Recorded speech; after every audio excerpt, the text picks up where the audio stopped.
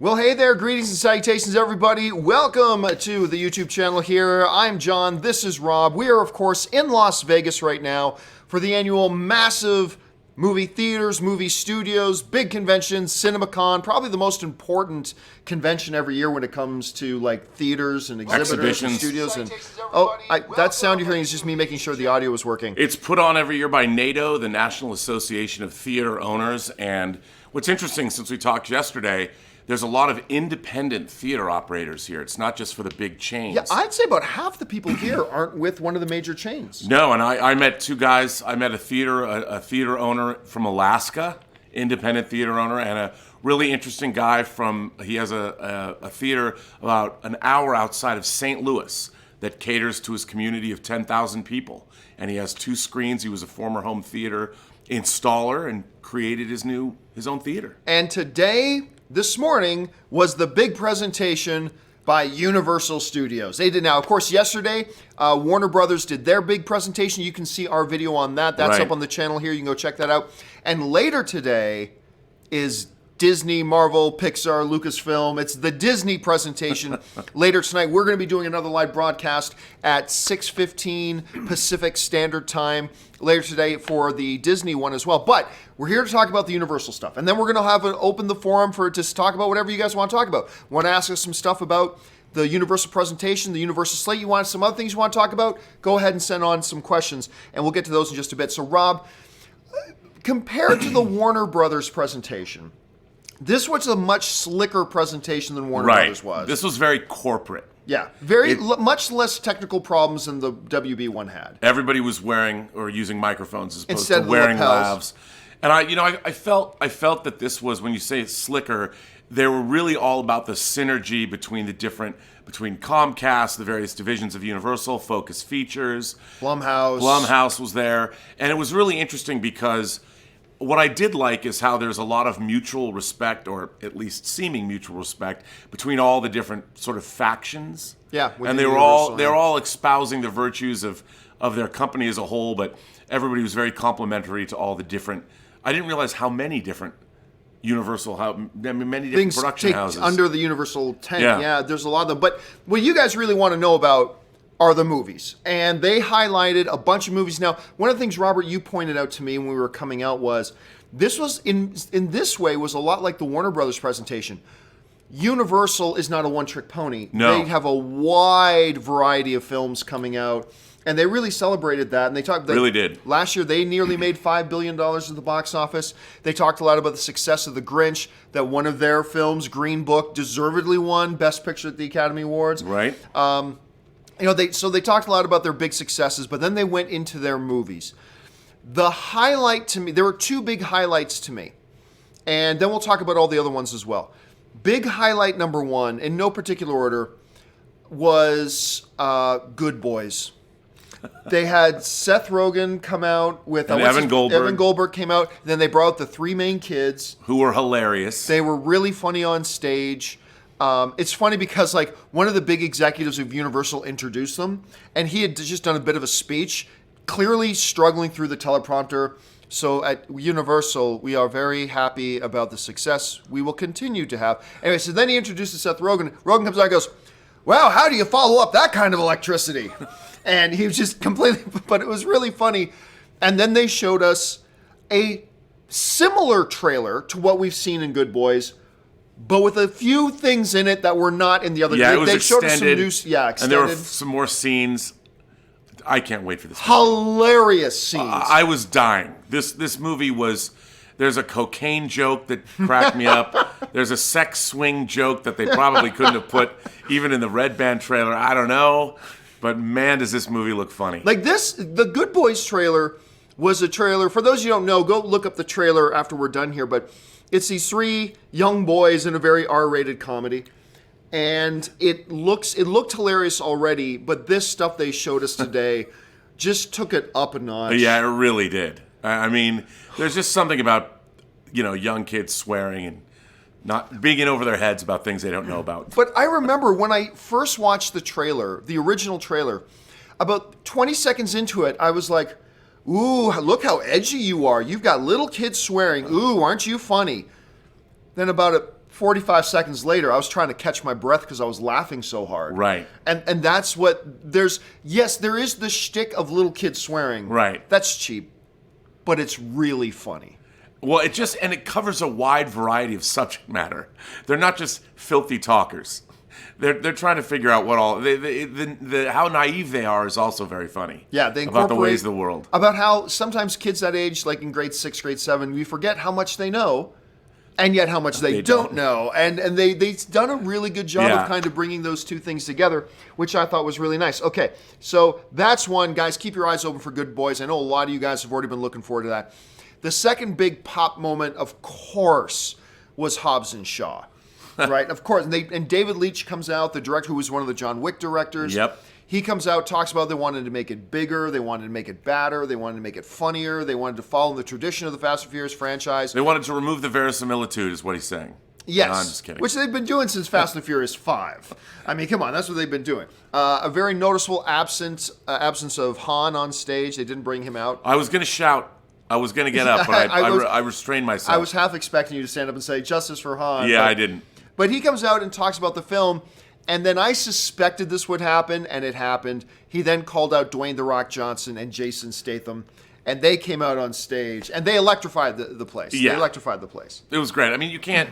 The charisma and the way they play off each other, it's very funny. They brought the same shtick that's in the movie. They brought that live to the stage, and it was a lot of fun to see. Clearly, these guys had an amazingly fun time making this movie. And the dynamic between them plays really well, even just when they're on stage together. Because you got Dwayne Johnson's big personality and charisma. Yeah. And so he'll talk, and then Jason Statham will just say one kind of sarcastic line.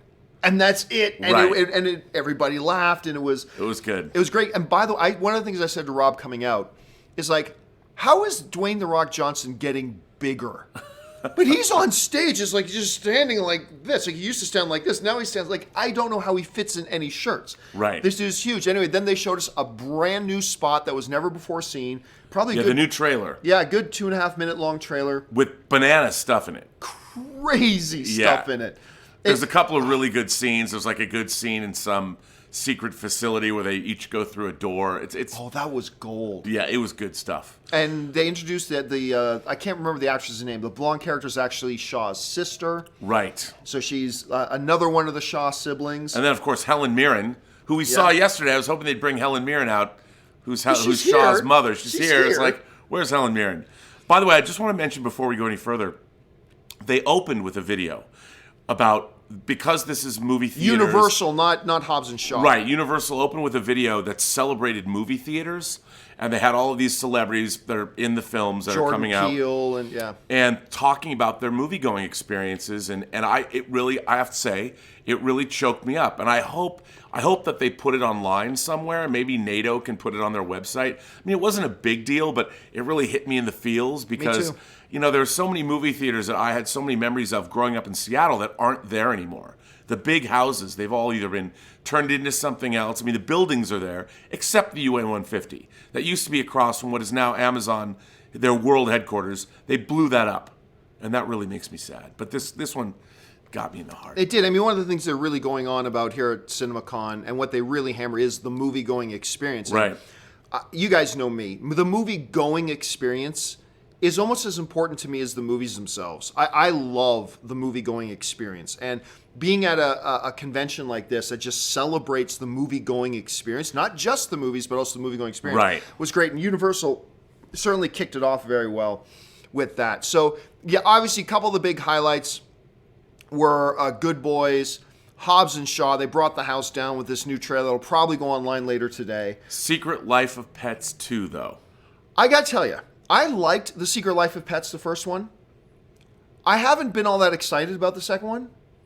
What they showed us today has kind of got me excited about it.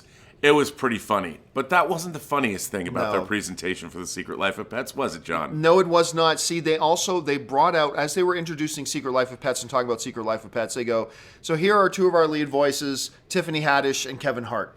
So Tiffany Haddish voices a Shih Tzu. A Shih Tzu. So she comes out carrying this beautiful dog, and Kevin Hart, not an animated dog, not an animated, a real dog, and of course Kevin Hart does what's the rabbit's name again? Not Bubbles. Yeah, not Popcorn. I can't remember. Anyway, he brings out a rabbit. A real bunny rabbit. He's carrying a real bunny rabbit. Very cute, right? And anyway, so they're doing their shtick. They've got the teleprompters up and they're going through their thing. And all of a sudden, this rabbit, and this is completely off script, this rabbit gets impatient and wants to run and starts trying to get away. So it's climbing up his shoulders, and Kevin Hart starts a monologue. And it just starts with, "This is my nightmare." It was so funny. He went on for about 2 or 3 minutes as this rabbit's trying to get away from him.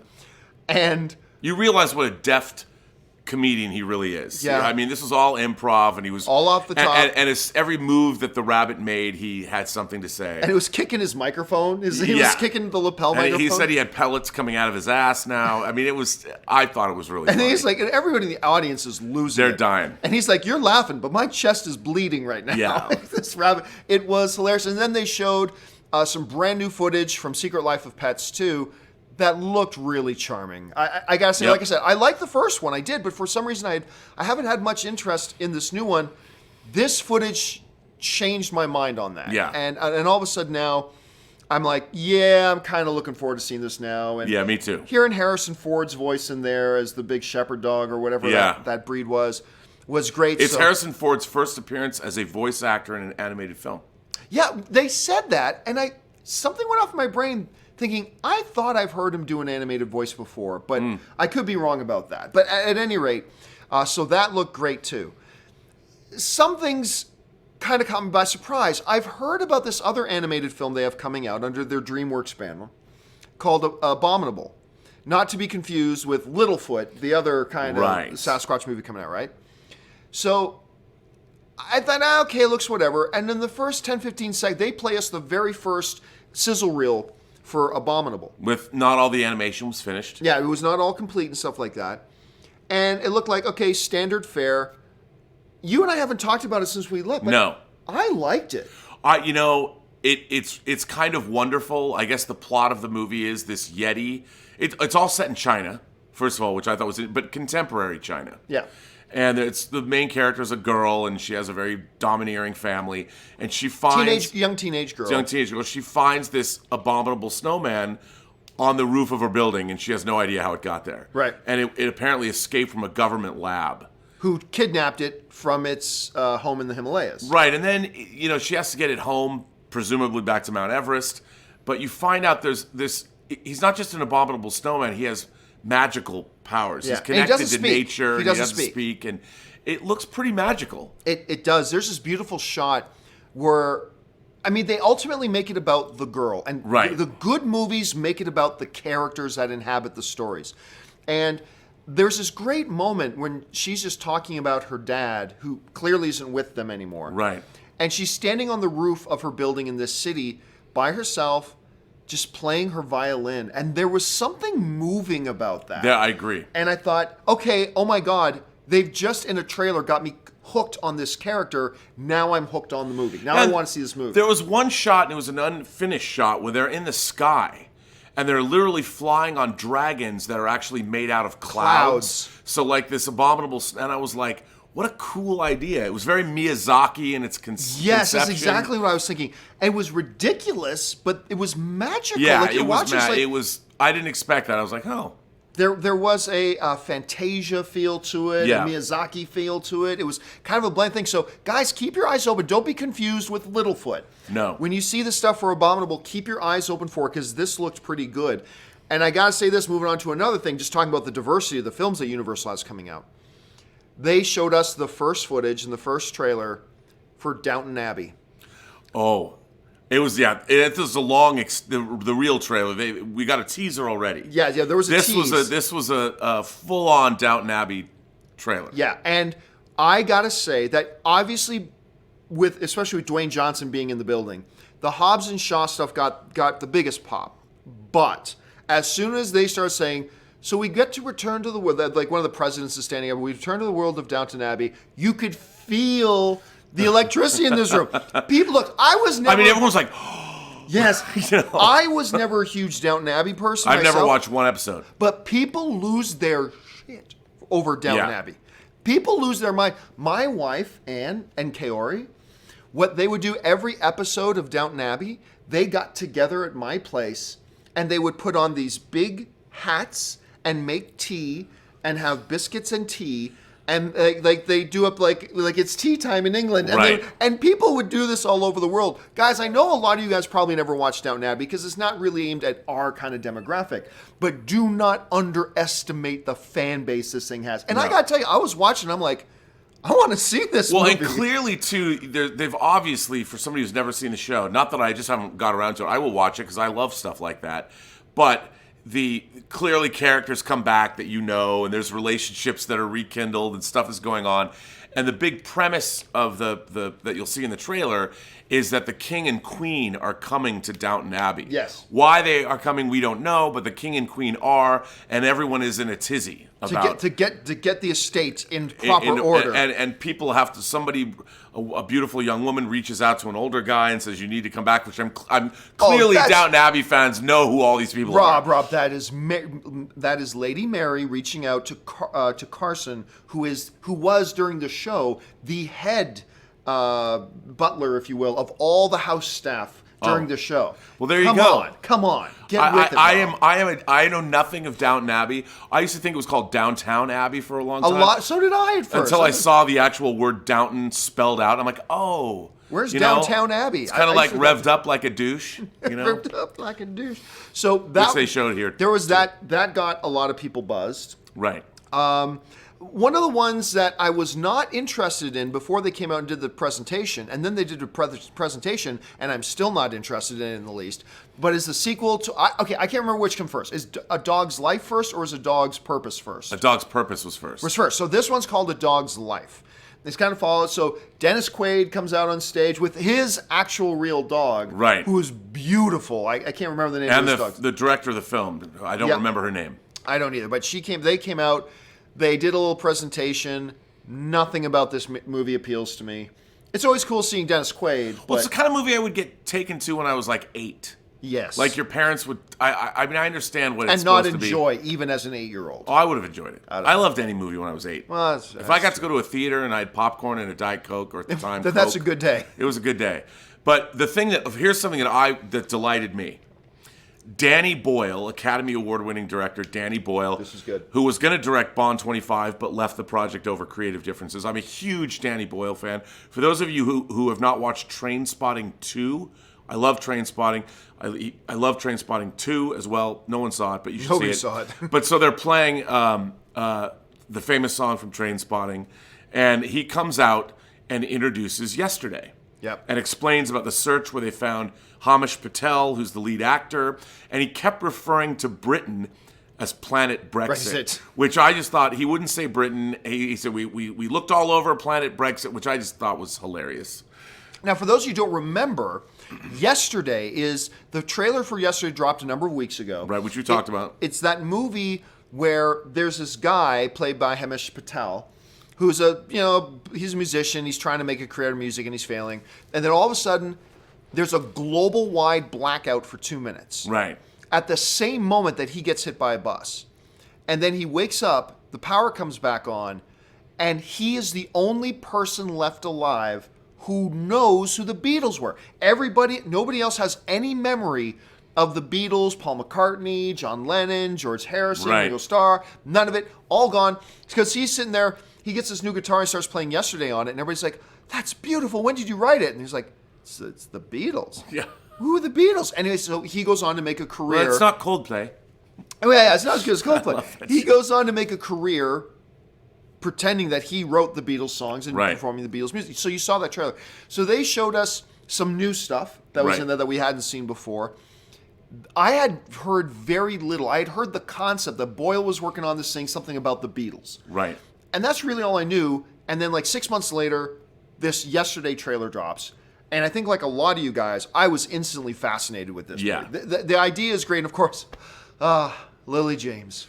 Lily James is in it. Oh, anything with Lily James, check right there. Yeah. But Lily James is in it, and Ed Sheeran has a great kind of spot in it as well. How about hey, dude. Danny Boyle told an interesting story that of course, Richard Curtis who wrote the movie, who wrote, of course, Love Actually. Richard Curtis wrote and directed Love Actually and 4 Weddings and a Funeral, that kind of stuff. But he wrote the script, and it was sent to him. And Danny Boyle says, I read the first 10 pages, and I didn't have any interest. He's like, this okay, a struggling singer with a girl that likes him. Like, for him, it'd be a cliched thing to direct. And then he gets to the twist. And then he's like, oh, I'm in. And then he brought out Hamish Patel. I want to say Dev Patel, too. I know, I keep thinking, are they brothers? But he brought out Hamish Patel, and Hamish Patel brought his guitar, and he sang a really lovely version of Yesterday. Yes, he did. Unaccompanied, just him on his guitar. He has a wonderful voice, so I'm sure he's going to be singing in the film, and it was quite moving, I thought. Yeah, it was a really nice moment. But if you thought that was going to be the highlight of the musical moments of the Universal presentation, it most assuredly was not. So the last film they talked about, and I'm sure there's some. Well, we should talk about Last Christmas. Let's get to Last Christmas in a second, because I want to transition from the song thing. Okay. You just set that up too well. So I want to go from the singing of Metro. So the last film they covered, which we didn't know they were going to cover. No. This is kind of a surprise. Yeah, was Cats, because they're like still heavy in production on Cats, and they say, we obviously don't have any footage to show you, but we put together this big behind the scenes kind of presentation. And for those people who don't know, Cats is a very famous Andrew Lloyd Webber musical. Probably most decorated musical of all time. Probably. Yeah, Cats. and it's 40. It's at least 40 years old. It's got to be that long now. Yeah, because it's got to. It's I don't remember exactly when it was written, but and if you don't know Cats, you know the song. Yeah. La, la, Memories. La, la, la, la. Now listen to us sing. That's great. We were not anything like the musical performances we saw today. So they did this big on-screen presentation about all these behind the things, and it looks amazing. All the movie magic they're doing, the cast list is and they're incredible. using human beings, but they're going to do CG augmentation, and they're acting like cats. So they're putting digital fur on them. But you got Idris Elba, Taylor Swift, James Corden. It looked really impressive. Judi Dench, Ian McKellen.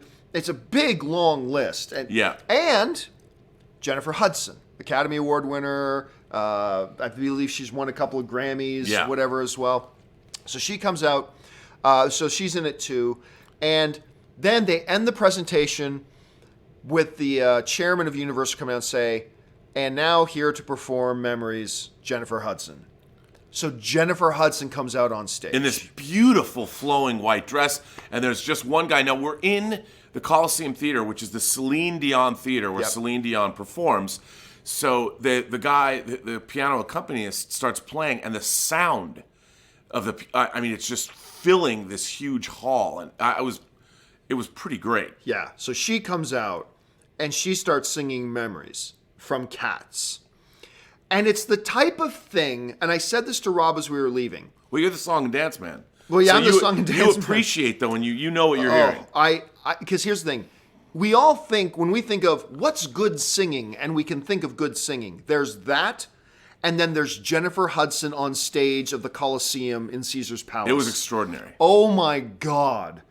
And she did it in a very interesting way. Yes. She wasn't, it was this really sort of heartfelt, mournful rendition. It wasn't the thing you're used to or that you've heard the soundtrack album. Because that's how it actually plays in the show. Yeah, and it was just beautiful. And powerful. And when she starts to belt, it's like, none of us should ever try singing because that exists. Yeah, it was extraordinary. And that's how they wrapped up their presentation. But there's still more movies we haven't talked about. Yeah, there's still more. Like, going back to one of the things you were talking about, first of all, Paul Feige has this new movie coming out called Feig, that's right. I confuse him with Kevin Feige. Right. Paul Feig, who last year gave me my favorite surprise movie of the year last year with A Simple Favor, which that movie, I had no expectations going into that. Blew me away. I love that movie deeply. So he's got this new movie coming out that was written by Emma Thompson. Emma Thompson. And she came out on stage with them, and Henry Golding from Crazy Rich Asians. Who, by the way, that guy is incredibly charismatic. Yes, and he's also in A Simple Favor. And they're throwing people Christmas candies as they walked out on stage. Yeah, with Christmas hats on. And Emma Thompson was hilarious. Hilarious. She's always hilarious. So she comes on stage, and they talk about this movie. And it's a movie with Henry Golding, and the other lead is Emilia Clarke, and they said Emilia can't be here because she's off doing Game of Thrones promotion. And well, what I thought was amazing about this movie was somebody asked Emma Thompson to write a script based on the famous Wham song Last Christmas. Last Christmas, I gave you my heart, but anyway. So she was like, I don't want to do this, but then she kept thinking about it. I don't even like the song. Yeah, she doesn't like the song. She doesn't want to do it. And I'm gay for George Michael. I have been since the early Wham days, before we even knew he was gay. Although, when you looked at the Wake Me Up Before You Go video, there's pretty much no question. I love Wham. I love George Michael, his solo stuff. I saw him live 3 times. So the idea that someone has made a movie surrounding or wrapped around not just The Last Christmas, but a bunch of George Michael tunes, they got me. Yeah, I knew they got you. They got me. I'm in. But they didn't get me. They showed a big elongated trailer. Henry Golding is every bit as charming as he was in Crazy Rich. You'd almost say he's the same character. Yeah, he looked like the same character. And he acted like the same character. But still, a lot of charm and charisma, like you were pointing out. Yeah. He's got Dwayne "The Rock" Johnson level kind of charisma. Not as much energy, but but even in real life, he's tall, he's winsome, he has great clothes. But he does. He dresses well. He dresses that guy, my man Tom Ford and Henry Golding. These are my new fashion. I love this guy. So, but I gotta tell you, the trailer did nothing for me. And you know what? After seeing the trailer, I finally have admitted that I'm just not that into Emilia Clarke. Outside of Game of Thrones, I've seen her in a number of things now outside of Game of Thrones, and I love her in Game of Thrones. She's not just in a great show, she's great in the show. Right. But I have yet to be impressed with her in anything outside of it, really. And I saw her again in this Last Christmas stuff. I'm like, I'm not feeling this at all. And that sucks because I love, I'm becoming a fan of Henry Golding. I really like Paul Feig. By the way, Paul Feig, talk about, he comes out in a beautiful 3-piece he always dresses Christmas like that. suit. It's green and white. I mean, look up a picture of him at this presentation because I was like sitting there going, man, that's a great suit. He rocks those suits. He rocks the suits, but this in particular, I don't know if he had it made. It was pretty great. So that's Last Christmas. So really the 2 ones that didn't work for me were Last Christmas and A Dog's Life or Purpose, whichever one. Although I'm in because, look, I'm a sap for any kind of good romantic comedy. Like, I love The Holiday. What can I say? There you go. I own it. Are there any more? Well, yeah, there's Queen and Slim. Oh, thank you. Yeah. So Queen and Slim with David Kaluuya. And I can't remember the lead actress's name, but it's kind of got I don't know much about it. I had heard the title before. That's about it. I didn't know much about it. Yeah, I didn't know anything about this film. It's got a little bit of a Bonnie and Clyde tragedy feel to it, where this black couple pulled over. I mean, we've seen a few movies start with this premise, but it's pulled over by the cops. Something goes wrong. A cop gets killed, and now these two are on the run. On the run. And it's not an action-adventure movie. It's not a comedy. This is heavy drama. No, and the writer introduced it, and the director explained that it's almost like protest art. Right. Yes, it's like protest art. It felt that way. I was intrigued by it. I thought it looked like there was some great filmmaking going on.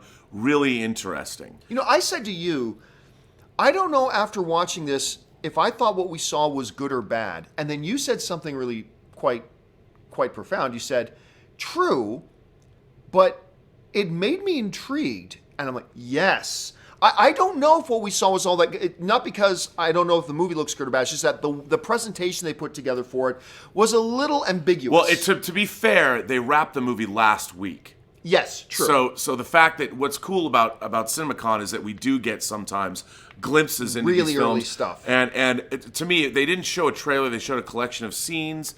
It clearly was they put it together for Cinemacon, but it was a movie that was not on my radar at all, but it made me want to see it. Yeah, I like I said, the presentation put together, I don't know if it was good or bad, but when you said that, it set off the light bulb. I mean, that's right, yeah.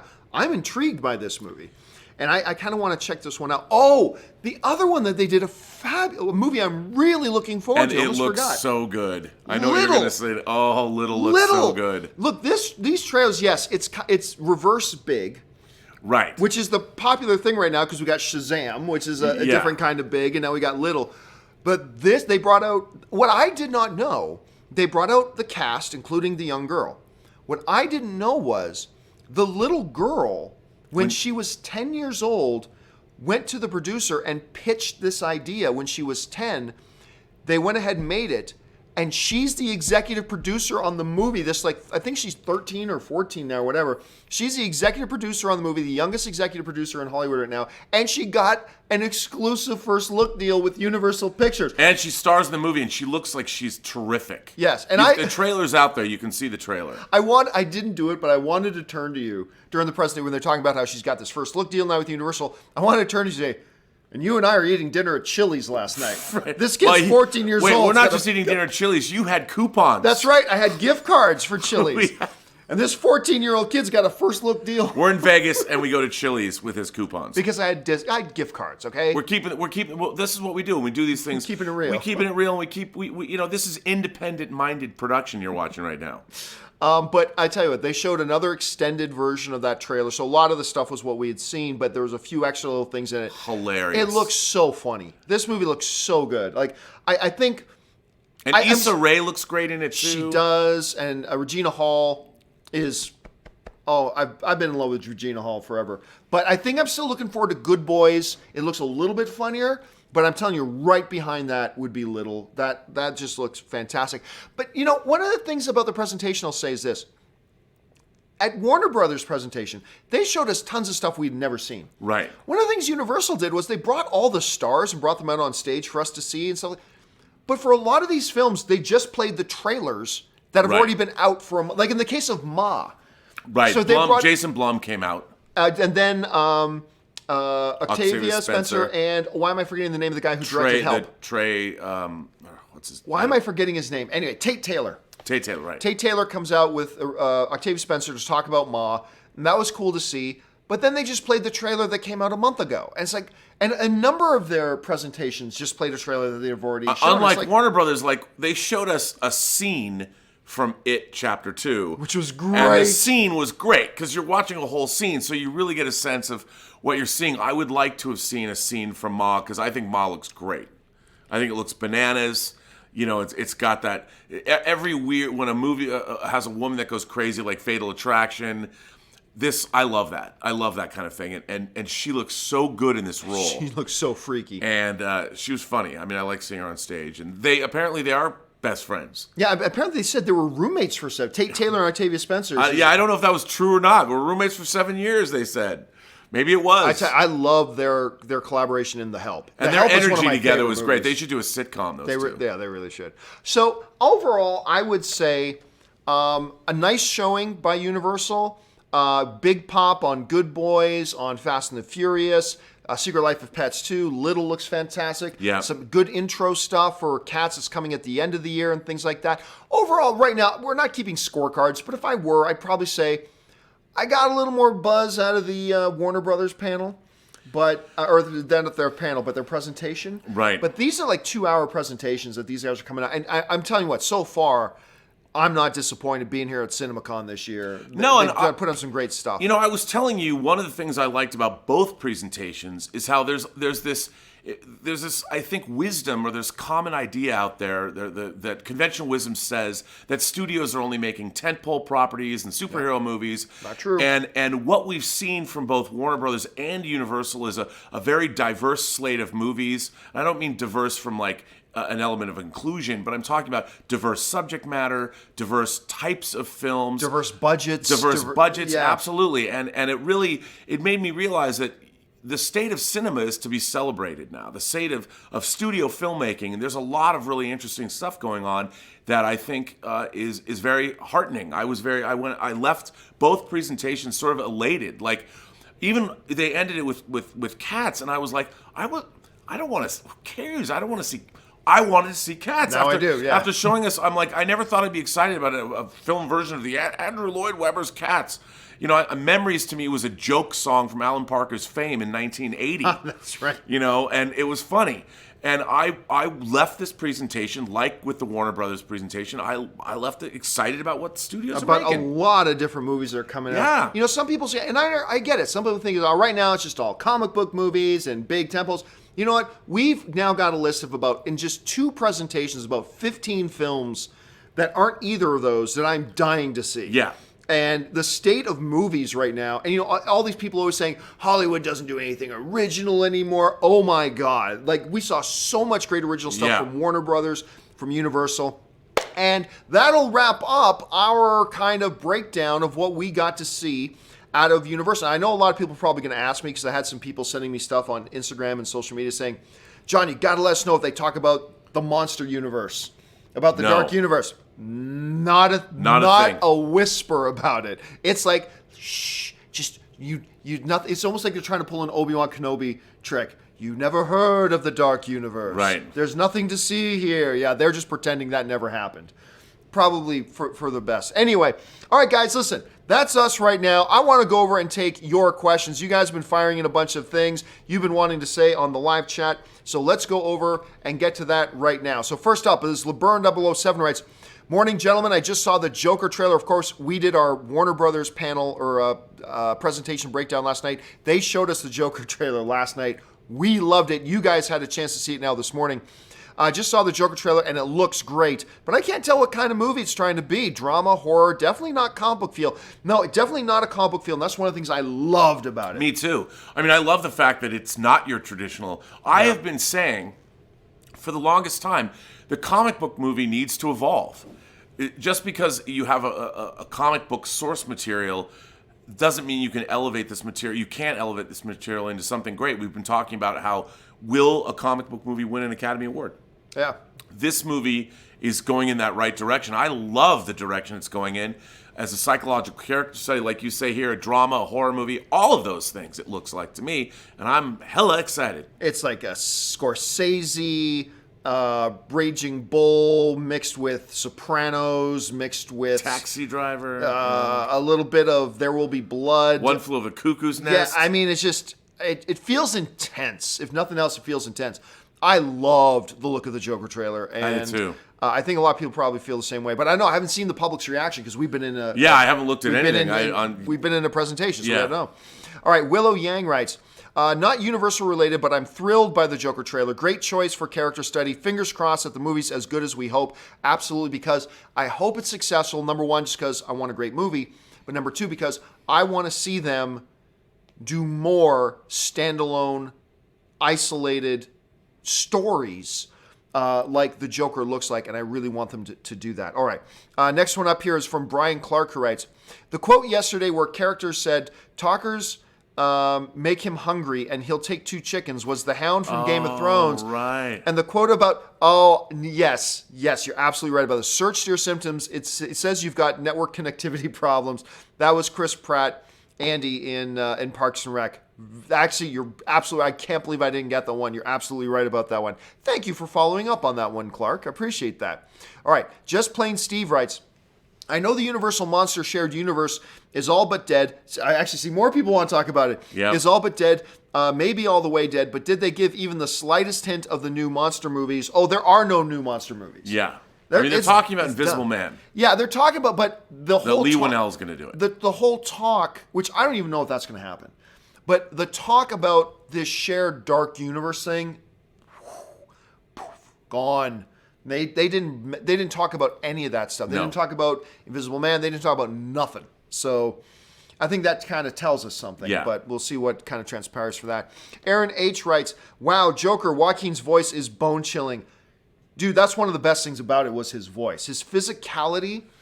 And like that scene where he's like hunched over and it's like he just looks like he's this gangreled, kind of deformed. It looks, I mean, right up my alley. I love this kind of stuff. It looks so good. I'm very excited about it. Okay, Jerome Smith II writes, Caesars seems to have great internet connectivity. You know what? They actually do. Best I've ever had in a hotel in Vegas. Yeah, it's really good. The fact that we can even stream, to me, is via crazy. Wi-Fi. Via Wi-Fi. We're not even hardwired in. Is crazy to me. So, again, thank you to Caesars Entertainment for having such great internet service in here, because that really makes this possible. Tacky75 writes, say it in Dr. Evil voice, $1 brillion. $1 brillion. I love that. Did it pass? It must have. It must have passed. Yeah, I'm going to guess it did. So, what'd you bet me? How much do you owe me now? I don't think I bet you anything, but I didn't think it would. Oh. But look, I mean, in my defense, first-time character, not introduced in a previous movie. The comparables are Ant-Man, Doctor Strange. Right, I know. They made $600 to $700 million. So I thought Captain Marvel will make big hit. Makes sense, but you know what? They got the female audience to come in. Yeah, they did. They did, and got a lot of people talking. Mothers and daughters, grandmothers, daughters, mothers. Let's see. Chris Torres writes, John, Robert, you rock. Thanks for all the content. Thank you so much, Chris. I always appreciate it when somebody just wants to take a moment to say something nice. And I actually feel this is cool. We're going to these presentations, we live broadcast. It's pretty fun. I said this to Robert the other day when we were in here, and I did this little tech setup in here. It's still, I know I've been doing this for years, and it shouldn't blow me away so much. Right. But I said to Robert, I am still amazed that we're in a hotel room, and we're about to sit down and do a global broadcast with a little thing I MacGyvered together here. Right. And you got your lights, you got a mic, all over the world. Camera.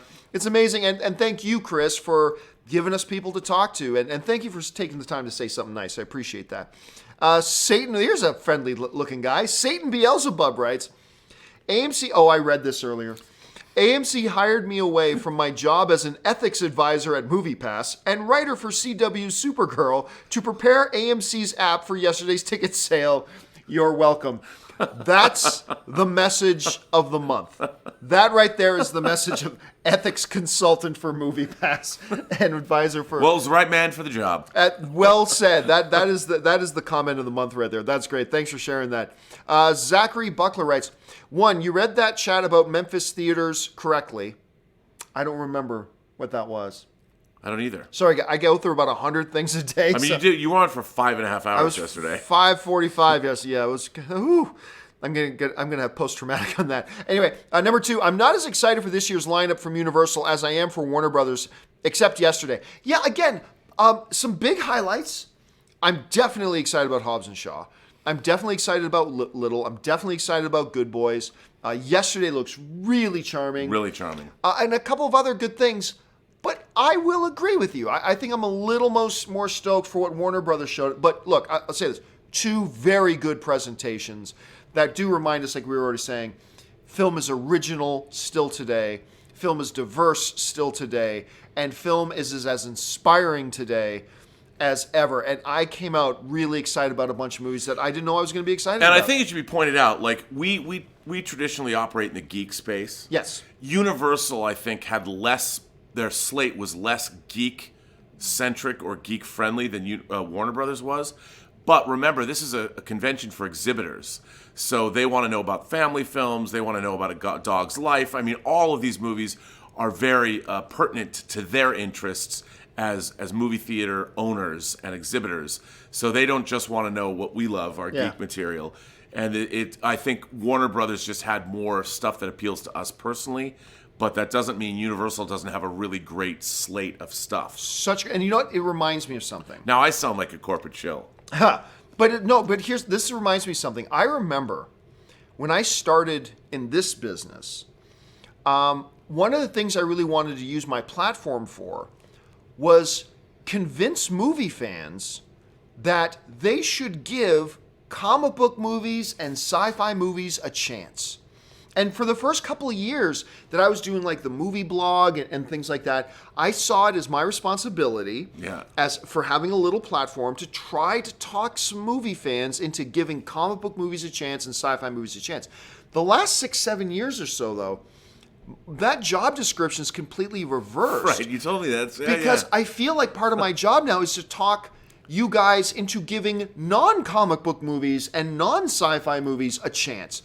And this Warner Brothers presentation and this universe, guys, we in the geek space need to evolve beyond just being comic book movie fans and becoming movie fans. And I'm telling you, there's some great movies coming down the pipe. Although, Focus Features is releasing the Downton Abbey movie, and I kind of felt that for some people that Downton Abbey movie is going to be how I feel about Endgame. Yeah. They're going to feel this way about the Downton Abbey trailer. Believe me, it's a different kind of geek space, but Downton Abbey has its own geek space. Oh, yeah, I know. Like, I'm very aware of the does, fandom, and man, they're going to love what this movie looks sumptuous, and they're going to love it. I can't wait to see it. A lot of pomp and circumstance. Clay Woodley writes, which Universal movie makes more money worldwide, Secret Life of Pets or Hobbs and Shaw?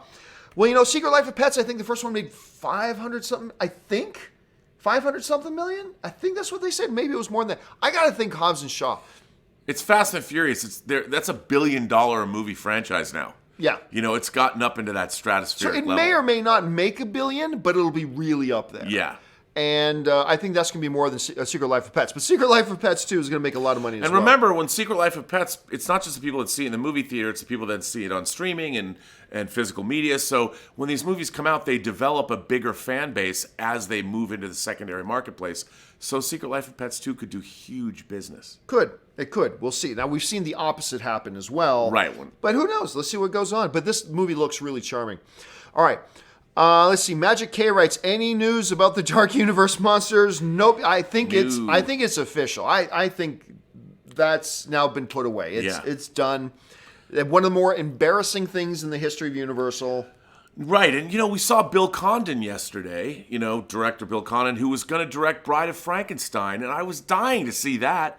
I mean, Bill Condon directed Gods and Monsters about James Whale, who made Bride of Frankenstein.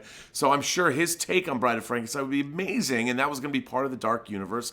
I want to see that movie if it's not a Dark Universe movie. I want to see Bill Condon make Bride of Frankenstein. Yeah, it's not going to happen. Not going to happen now, unfortunately. All right, let's move on here. Helsing7747 writes, you didn't receive a lot of questions about what movies you should watch before Endgame because it's obvious that you need to watch Infinity War. That's not true. That's just an excuse. The fact of the matter is, look, I said this before, I will say it again. When Infinity War was coming out, they put their marketing campaign together in such a way to reach out and, number one, excite the fan base, which it did. But number two, reach out and get those people who are not yet on board the Marvel MCU train and get them interested. And that caused a whole new slew of people to want to get on board.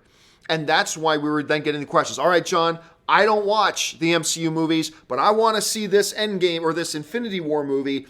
What are the 5 films I got to watch? And we got questions like that almost every single day. They have taken a different approach with Endgame and the marketing in that they really zeroed in and laser focused their marketing to the people already on the train. Right. Which is a big train and a hell of a lot of people. Well, and I think, of a lot of people. Infinity War brought more people into the MCU that hadn't seen it. If you look at the ticket numbers that have sold, it was like there was some that it sold twice as many tickets as Infinity War did in the same amount of time. Yes, but that was a year ago. Right. When not as many people bought tickets advanced online. I know. There's a lot of factors, but man, the interest in this movie, it sold 4 times as many tickets as Aquaman did. I mean, people are excited. They're excited. Oh, yeah. But I'm just saying, my point has always been, it's the people who were going to be excited anyway. Right, that's true. But there's a lot of us. There's a hell of a lot of us. My point has always just been that the reason we're not seeing the same types of questions is because this marketing campaign, I think we'll all agree, has not been targeted to people who are not yet on board with the Marvel Cinematic Universe yet, and so we don't get those same kinds of questions. But the thing is, so many people are on board, this thing still very well could. I mean, it will probably at least tie, in the neighborhood of tying Infinity War's opening weekend box office record. It could get close to 300 million. I still don't think it'll be 300 million, especially not at 3 hours. You just limited the amount of screen time you can have, or how many screenings you can have. But that's the decision they made. They decided, you know what, we're good with this because this is what we want to do. And we'll just make $2.7 billion and be one of the hugest movies of all time and all this. But yeah, I still think they left some money on the table, and I think they made a conscious choice. I think they know if we had done a few trailers that were more like the Infinity War trailers, our opening weekend would be even bigger than the monster number it's going to be. But they made a creative choice to go, we want to be ambiguous with our marketing. We want to keep it more in-house. We want to save more surprises. And they made the decision to do that. And I respect the decision. And they're still going to make one of the biggest box office movies in the history of mankind. Right. So it was a choice they made, and I think it's pretty ballsy. Most studios wouldn't make that choice, and they did, and I respect that. All right. Let's see. Eric Saul writes, I know this is about Universal, but that Joker trailer was great. In '89, they dropped him in chemicals. Now they're dropping him in society. That's a good way of That's a great way of putting it. Great way to put that, Eric. Yeah. The last shot is great, and his laugh is on point. That is a wonderful way of looking at that. It's a great summation. They really, dropped really him good. in society. Because, one of the things I said yesterday was, the big Joker line is all it takes is one bad day.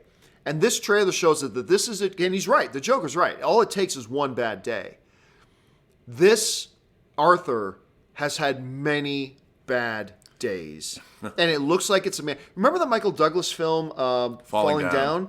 It has a little bit of falling down feel to it, which just gets me really pumped. Me too. I mean, this trailer looked great. I can't. And it's just different. The fact that we're getting a new vision that seems to be wildly original. I love that. Yeah, I do too. Huge. Cannot wait. Helsing7747 writes, my mom, 73 years old, that lives in France, heard about the Endgame craze, and she's going to go watch it on the 24th with me and my wife on the 26th here in the U.S. That's awesome. It's one of my favorite things in the world every year is I go home for Christmas and I take my mom to the movies. Now, normally it's a Star Wars movie. There wasn't one this Christmas, so I took her to see Bumblebee and Aquaman. On 2 separate days. It wasn't a doubleheader. It took 2 separate days. So that's always great, Helsing, when you can share that with family. And that's great that you're taking her to see Endgame. That's awesome. Let's see. Stubble McShave writes, where is he? Should the MCU movies have been numbered? In 10 years, people may not know the order these 20-plus movies should be watched. Oh, no, that's totally a problem. But, I think Iron Man should be called Iron Man 1, Iron Man 2, Iron Man 3. I think Ant-Man should be called Ant-Man 1 and Ant-Man 2. I think Doctor Strange should be called Doctor Strange and Doctor Strange 2. I am a believer in numbering your films and have subtitles. You can call it, there are a couple movies that have examples of that. Such and such 2, blah, blah, blah. Yeah, but I like the idea that these movies in a continuum in 20 years will be looked at differently. It's interesting to me because I was arranging my Marvel movie Blu-rays. Right. And I decided, should I keep them in order of release or should I put them in chronological order based on where they fall in the Marvel Cinematic Universe, which would mean Captain America, the First Avenger, should actually be the first. And then Captain Marvel would be edged in, right after Captain America. Because it takes place in, so it's... These are good questions and good problems to have. They're good problems to have. I'm a fan of numerical stuff, even because I think you put in a number and then still put a what's the word for it? Subtitle. It's not Endgame's not the subtitle, but it's Avengers. It would Infinity War. Avengers. It'd be Avengers Endgame. I guess not the subtitle. What's the word? There's a word for it. And I'm forgetting it. I'm forgetting it. It's on the tip of my tongue. Anyway, let's move on here. That was. Stubble McShave. We move on now to Deadpool Chinese, who writes, funny how people think Joker is one character hard to play, but almost every Joker can be appropriated. Joaquin's Joker really looks like a scary clown. I mean, one of the big challenges, though, of doing Joker, and this would almost make it more challenging, and why I am one of the people that actually appreciated Jared Leto's Joker, is that when you're doing the Joker now, you have to do it that you capture the spirit of the Joker, but try to do it in a way that none of the other guys have done it. Right. You can't be Cesar Romero's Joker. You can't be Jack's Joker. You can't be Heath's Joker. So you gotta, how do I be Joker and yet be something totally different? And it looks like, I thought they found a very interesting way to do Jared Leto's, but a lot of people disagree. That's fine. I liked it. But this Joaquin Phoenix, spirit of the Joker with a totally different vision of the Joker all at the same time. And his origins are more, I think that gentleman put it well. They dropped him in society. Yep. Society created this Joker, and that's a more realistic look, a more realistic feel. I think it's great. Yeah. What a great way to reimagine a comic book origin. All right, let's try this here. I can't think of a good username. Writes, what if the Endgame after credit scene is Kevin Feige announcing the Phase 4 movies? Then it'll be Kevin Feige announcing the Phase 4 movies. Yeah. Again, guys, if you're going to ask a what-if question, end it with a question. So if Kevin Feige... Think of it this way. Let me put it to you this way. Think of it, take away what, right? If you're going to write a what-if question, take out the word what. So you start with, if the Endgame after credits scene is Kevin Feige announcing the Phase 4 movies, and then add your question. So do that. But no, it won't be that. It won't be that. No. That's going to be D23, or that might be Comic-Con. Look, or I'm it might hoping be something like that. I want them to do something. Their post-credit scene should not be just about Spider-Man: Homecoming or Far From Home. Well, they'll have a couple. I'm hoping we're getting what they're. I want to see a scene that leads us into the Phase 4. I want an end credit scene. Far From Home is Phase 4. I know, but something that takes us more than not just into Spider-Man. I don't know what they're going to do, but I want to. I really don't care. I don't think there's a lot of purpose for post-credit scenes other than to give us one extra little shot of entertainment. If that's foreshadowing, great. If it's just like I love Grandmaster, the Grandmaster's final little thing. Well, I want the Grandmaster and the Collector to hit the road with Howard the Duck. I've said that. Yes, I want You're that on record movie. about that. I want the Hope and Crosby movie where they hit the road with Howard the Duck to restore the Celestials to greatness. Okay, let's try this again here. I can't think of a good username. Writes, sorry about putting what if in my previous comment. There you go. John, have you seen the Ant-Man entering Thanos' ass memes? Yes, I have seen those memes now. They're funny. They were so popular that the Russos finally had to get online. Right. And put that down and say, guys, just to be clear, we don't want to give spoilers, but no, Ant-Man does not go up Thanos' ass in Endgame. So that's how popular a biochemist or something wrote an article about how that would work. I put it on my Facebook page today. I tweeted it. I got to check that out. That would be funny. Hearing an actual biochemist break that down. Break it down. Garrett Couch writes, Joel Edgerton's The Gift was great. Was masterful. Any new Edgerton Blumhouse productions shown? Would love another thriller. Nope. But there was a movie they announced called The Hunt. But he didn't say anything about it. Yep, they just said it's going to be great. It's just called The Hunt, and it's going to be great. But he didn't mention Joel Edgerton's name. No, he didn't say anything. He just showed I was like, he just showed us a logo on the screen. It didn't say what it was about or anything. Just, you're going to love this. It's coming out in the fall. And you're right. The Gift was really, really good. I really enjoyed that movie. All right. Frederick Brooks writes, hey, John, love your show. Thank you so much, Frederick.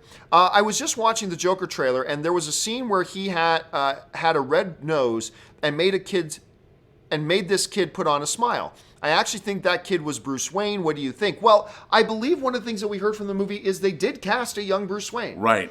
There's a little kid Bruce Wayne in this movie, so you could be right on the money. That could be the kid. Yeah. Now, who was it? They had originally cast Alec Baldwin to play Thomas Wayne. Remember that? Right. Alec Baldwin was cast to play Thomas Wayne, and then 24 hours after they announced he was Thomas Wayne, they announced he was no longer Thomas Wayne. Right. And 24 hours, I don't know what happened there.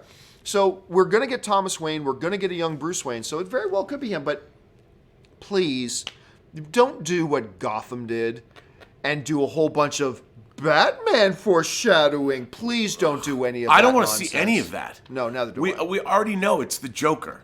So don't be cheeky. Yeah, but I think you might be onto something, Frederick. That could be Bruce. That could be a young Bruce. All right, let's move on here. Canada Rocks writes, did the Universal include anything on Blumhouse? As a matter of fact, they did. Jason Blum himself came out on stage. Not a good public speaker. Brilliant film executive. Not the best public speaker. But he came out and talked about the successes they had, all the success they had with, the Purge movies. The Purge movies and on the things they've done. It's neat seeing how many different studios he works with. Because he works with a number of different studios. Oh, yeah. But yeah, it was great seeing him come out on stage. All right, next up, Jay Meister25 writes, Captain Marvel crossed 1 billion. What say you? It's incredible. It's amazing. It's incredible. I always knew, I said from the beginning, it's going to be really successful. But successful to me was $600 to $700 million.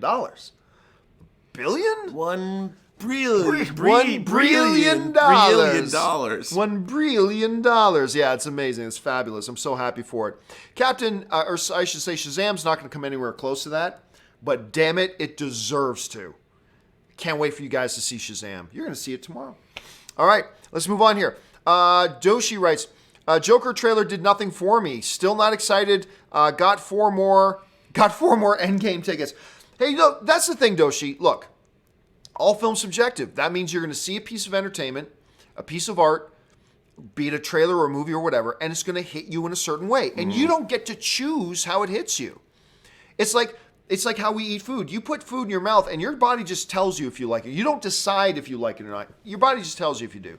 And I think the way art hits us the same way. You hear a joke, you don't choose whether to laugh or not unless you're faking it. It just does. So, Doshi, you watched the trailer. It didn't work for you. No sweat, no problem. But it did work for a lot of us. All right. Mason Wright just sends in a super chat. Thank you, Mason. K Major writes, John, your 5 hours yesterday is by far the best John Campea show, in my opinion.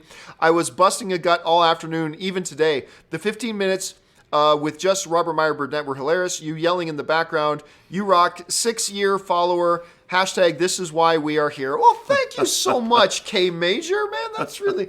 I'm not kidding, guys. Though I was telling Rob this. By the time I crossed about the 4-hour mark, I saw a couple mentioning, is it just me or is John's face getting redder?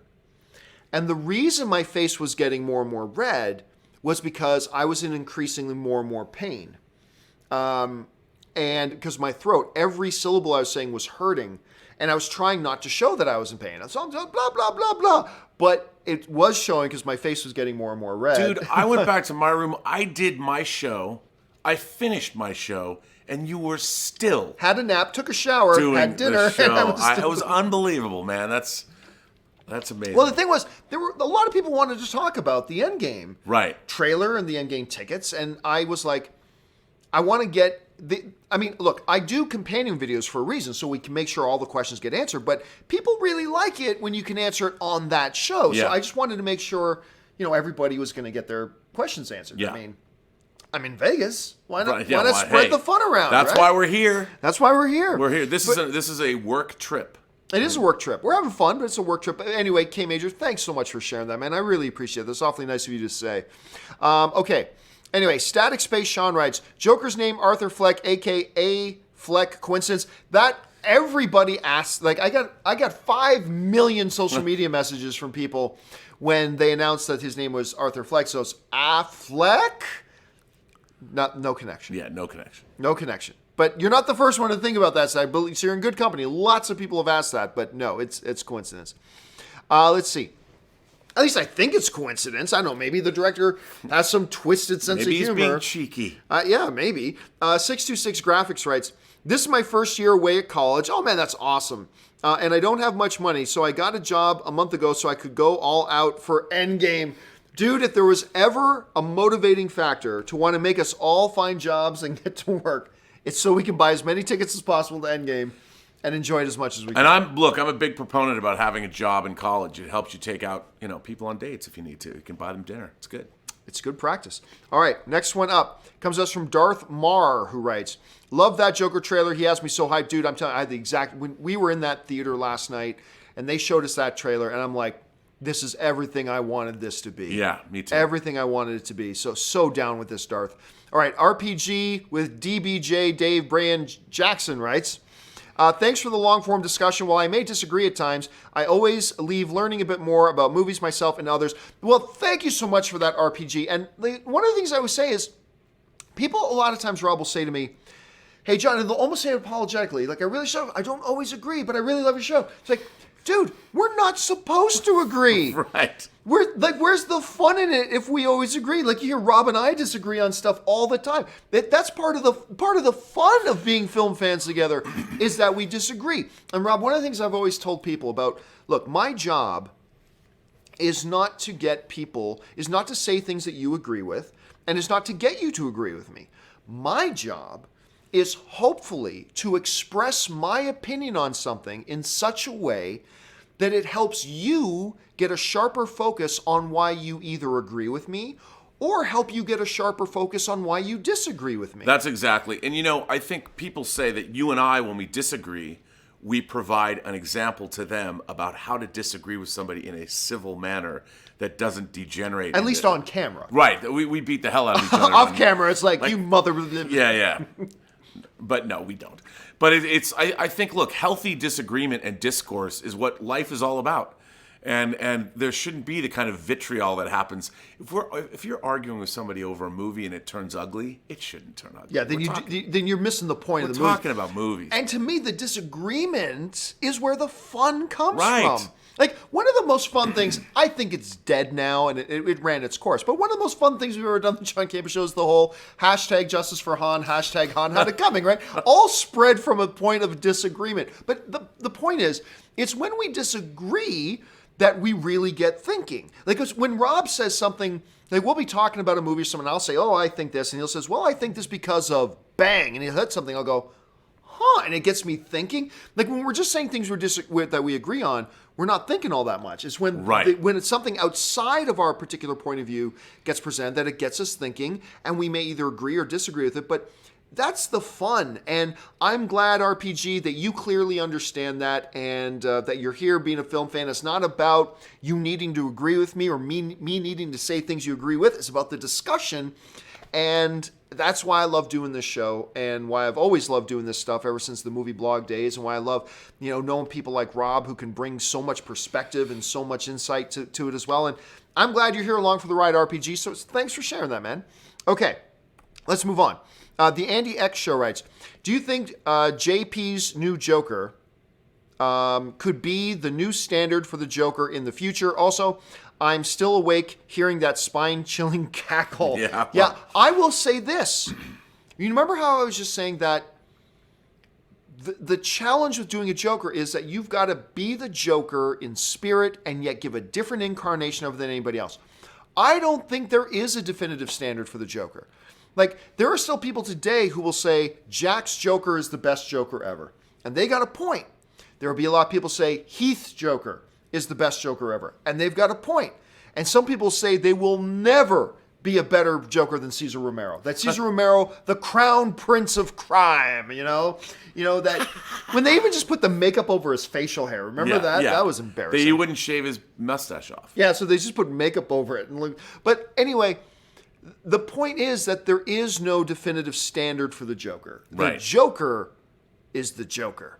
And there's just different iterations of him. And I think since there is no definitive standard right now, I think Joaquin will bring his own very distinct Joker. I mean, don't you think? Yeah, and he's a different. The point is that each incarnation of the Joker is a different kind of a person. Yeah, you're not just seeing one actor reinterpret the same idea of what the Joker is. These interpretations create whole different. Like, I loved Heath Ledger's Joker because he's an agent of chaos.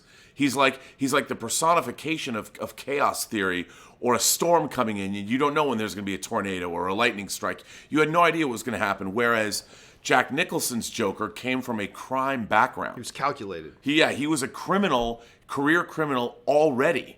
And then he became the Joker and he went a little insane because of what happened to him, but he still was a criminal at heart. Joaquin Phoenix's Joker looks like a man who was broken by society. Yeah. Society, from his horrible circumstance, pushed him over the edge, and it was years in the making. So that's going to be interesting from a psychological perspective. We've never seen that before. It's going to be delicious. All right, let's move on here. Jay Walker just sends in a super chat. Thank you, Jay. Roberto Rickard writes, was there anything about Jurassic World? No, actually, and that is a little bit of a surprising thing, that they talked about Jurassic World, right, and how successful it was. But nothing about the new Jurassic World. Nothing about anything new, which I thought was interesting. Joser Mayes writes, did Rob say Justice for Han? No, but I swear to God, when they came out and did their presentation for Hobbs and Shaw, I was half expecting to be embarrassed, because I really did think he might yell out, Justice for Han! I was screaming it in my mind. There was a montage of clips of Universal movies that was pretty moving, and there was a shot of Han and Giselle. It wasn't just of them. They were in the shot, though. No, there was the two of them with guns. They were both firing. They were split. It was on screen for a split second. That's when I turned to you and went, but you didn't respond. Remind us about who's dead.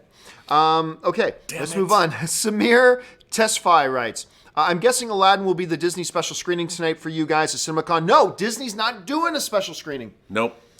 They have in years past. They're not. Tonight they're doing the Emma Thompson's Night Shift. Late Shift? No, Late Shift? Whatever. Nighttime. I have the ticket here, John.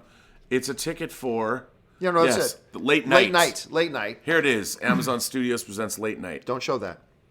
You can't put that stuff up. I can't? No. It's okay. You didn't get it on camera anyway. Damn it. And then tomorrow night, I think Paramount is doing The new Seth Rogen, Charlize Theron. Oh, right. Long Shot? Yes. Long Shot. I am looking forward to that. But Disney is not actually doing a screening. Unless it is truly a big surprise they drop on us. But it doesn't look like that's happening. I was crossing my fingers that they do an Endgame one. Because they've done MCU movies at these things before.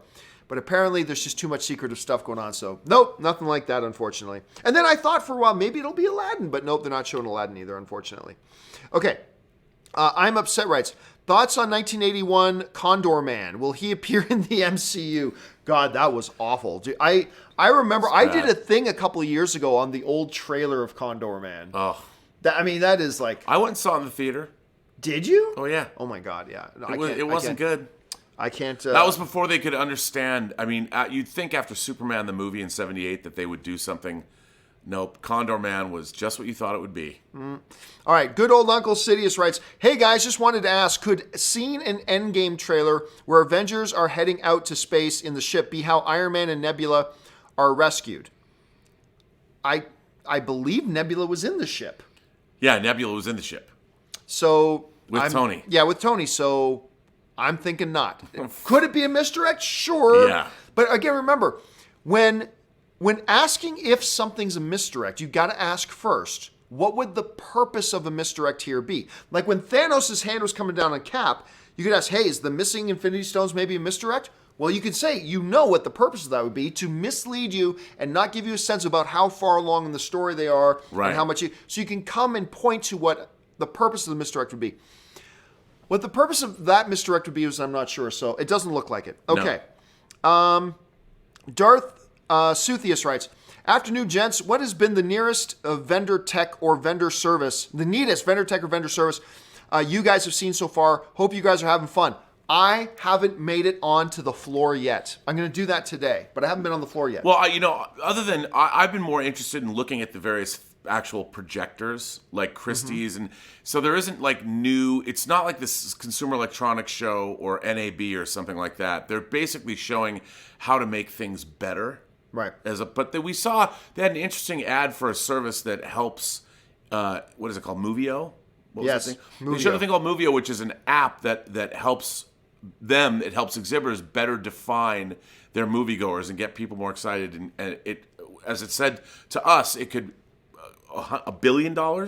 With this app, it'll better help moviegoers find movies they'll like to see, and they expect it to cause $1 billion more in box office for people. Yeah, they're saying right now it's increased. In 2018, they said, thanks to our technology, we added $227 million to the worldwide box office. We think if we can hit our targets with our partners, we will add in 2019 $1 billion to the box office. Right. Not per movie, just overall. Overall. I'll tell you something that I have not gone down to see, but I want to go down to see it because I've been emailed by them constantly since I got here. You know Noovie? They do like the pre-shows in a lot of the movies. Right. They're putting together a movie trivia game app. And they sent me an advanced kind of beta of it. Oh, wow. And I thought, okay, I'll play this for a minute before I go to bed. But 45 minutes later, I'm like, I got to go to sleep because I got to get up in the morning.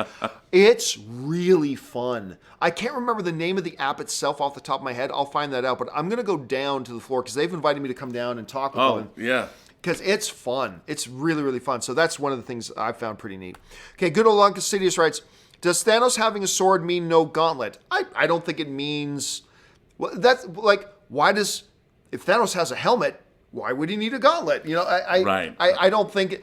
We suspect he don't have no gauntlet. We suspect he doesn't have a working gauntlet, but I don't think having a sword...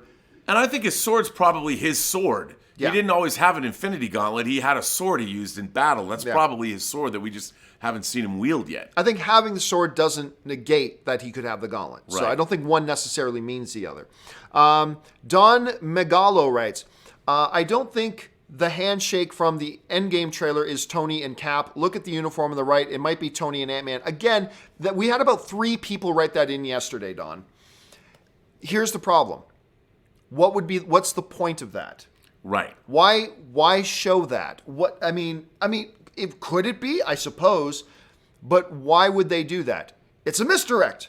a misdirect that Tony and Cap shook hands? Yeah. That's what was so important that they had. So I don't know. It's possible, sure. I don't know why they did it that way, but it's possible. Sure, it could be they just cut and edited that in. Totally possible. I just don't see why. Gus Sanchez writes, don't you think if you are nominated for an Oscar, Rami Malek, you should not lip sync? Bradley Cooper did all of his singing, and in my opinion, better performance. Nope. It's an award for acting. It's not an award. These aren't the Grammys. It's the Oscars. Also, I mean, yeah, I agree with that too. And by the way, Bradley Cooper, he had very simple singing to do. Right. They made sure his parts were the real simple parts to sing. He still sounded great, but he had the real simple parts to sing, while Lady Gaga did all the heavy lifting. Yeah, and I think to expect Rami Malek to sing even remotely close to Freddie Mercury. To expect anybody on the planet to sing Eddie Murphy. There's that one ridiculous. guy online that they actually, the guy who sounds just like him he does YouTube videos, they actually hired that guy to augment the soundtrack. Yeah, but the bottom line is the Oscars are acting awards, not, you're thinking about the Grammys. That's where you get the awards for singing. Right. So no, I thought Bradley was great in A Star Is Born. I thought he was great. I love Bradley Cooper. But Rami Malek was better. Yeah. I thought Rami Malek was, and that's all subjective and it's all opinion based, but in my opinion, Rami Malek was definitely better. But anyway, that's not to take away how great Bradley was, though he was great too. But singing has nothing to do with it. All right. Terry Flynn writes, as a Brit, Ant-Man up Thanos' butt beats Downton Abbey. Oh, so we had the big jump here. Let me see how far back we got to go. There we go. That beats Downton Abbey. I don't know, man. You weren't in that theater seeing there was a lot of excitement for Downton Abbey, man. There was a lot of excitement, yeah. A lot of people were very stoked for Downton Abbey. All right. Terrell Wise writes, do you think Vin Diesel makes a cameo in Hobbs and Shaw? To quote the great Vincent J. McMahon, or K. McMahon, no chance in hell. Dwayne Johnson and Vin Diesel apparently are not getting along. Right. They're not on speaking terms. The Rock's talked about that publicly. So I doubt it. Apparently, I didn't realize this till after the fact, but they were never on set together for Fast and Furious 8. They purposefully had to arrange it that they were never on set together in Fast and Furious 8. So, and by the way, Vin Diesel was never mentioned in the whole Hobbs and Shaw presentation. Not at all. No mention of Vin Diesel. So I really have my doubts. It would be interesting if he did. Yeah. I'm a big Vin Diesel fan. I like Vin Diesel a lot. But I want another Riddick movie. I didn't like the Riddick movies though. I'm a big Vin Diesel, but I didn't. I loved them. Yeah, well, I loved the Chronicles of Riddick. I really didn't like the Chronicles with the Necromongers. The Necromongers with 300 Boy, not 300 Boy, Lord of the Rings boy. Well, Carl Urban. Carl Urban. Yeah. That's right, Mr. Dread. All right, let's see. Jay Meister 25 writes, Harrison Ford did voice acting in the holiday special. Yeah, but that wasn't a movie. Right. And by the way, we all try to forget about that. So thank you so much for reintroducing that horrible, horrible memory. All right, Ether Audrey writes, regarding A Silent Voice, the film was mentioned twice before. It's an animated drama about the effects of childhood bullying and growing up, the way fathers and sons / brotherhood gets to you. This did for me.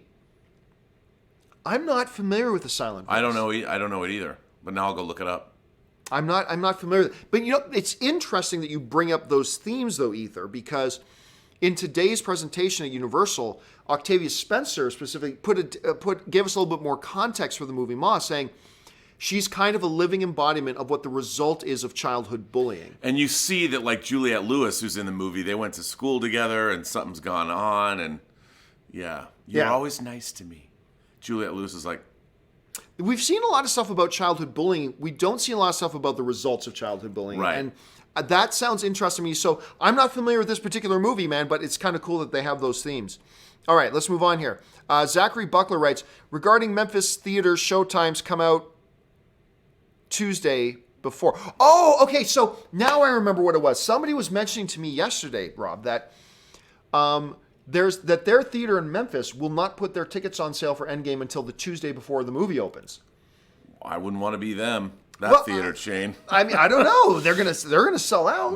They will sell out. And they avoided all the madness that they had. True. Well, until they go on sale. Well, yeah, but then it won't be as maddening. Yeah, and then I guess it's only the greater Memphis area, so it's not going to be national. Exactly. That makes sense. If you're in Memphis and you're like, man, all the tickets sold out for opening night, aha, you still got your chance. You're going to get another chance. Yeah. I think that's kind of cool, actually. Haskell 420 writes, hey guys, what time's the Disney presentation and your show later? And by the way, exciting that David Harbour and Rachel Weisz are joining the Black Widow movie. I have not heard that yet. We haven't watched anything. We've been unplugged all day because we got up this morning, went down to the Universal presentation, came up here, got on the show. So that is exciting. What's that? So yes, the Disney presentation starts at 3:30 Pacific Standard Time. This is all Las Vegas time. And it's supposed to go till 5:30. So I'm going to schedule our Disney, Marvel, Lucasfilm, Pixar presentation breakdown video for 6:15 because today Universal went almost 20 minutes overtime today. Yeah. So Disney may go a little overtime too. So we're going to schedule our Disney presentation breakdown. We're going to schedule that for 6:15 p.m. tonight. Pacific I'm excited. Time. You excited? Oh, I'm so stoked. There might be a few things for us to talk about after the Disney presentation. Maybe. A little bit of Star Wars, a little bit of Endgame. A little bit of Lion King. Oh, my God. Probably a bunch of Aladdin. I bet you anything Will Smith comes out on stage. I'll bet you that's true. I'll bet you Will Smith comes. Slick Willie has been on stage. He's come to Cinemacon a lot. So we heard today that he was given the NATO, the Show West Entertainer of the Year Award years ago. So yeah, 6:15 tonight, guys, is when we're doing our live stream for our breakdown of the Disney presentation here at Cinemacon. So make sure you guys come back. I'm sure we're going to have a hell of a lot to talk about. Okay, Michael Bradley writes, Harrison Ford had a cameo in the Lego movie. Might have been what you're thinking of. You know what, Michael? I think you're right. Yeah. So I'll keep thinking about it, but you might be right on the money about that. Luke Blackwell writes, the new Joker movie doesn't have an antagonist and is more of an origin story. Do you think that is a good choice? I'll let you think about that for a second, Luke. The Joker movie has an antagonist. It's called the Joker. And you know what? When we talked about this before, about how sometimes the antagonist in a film isn't necessarily a character. It isn't necessarily a monster. Sometimes the environment is the antagonist. Which is absolutely true of this movie. It's society. It's the uncaring, heartless society that created this Joker. To become an even greater antagonist, you know? So I think there is going to be that. And look, I don't know how this movie is going to unfold. I just know it looks delicious. Yes.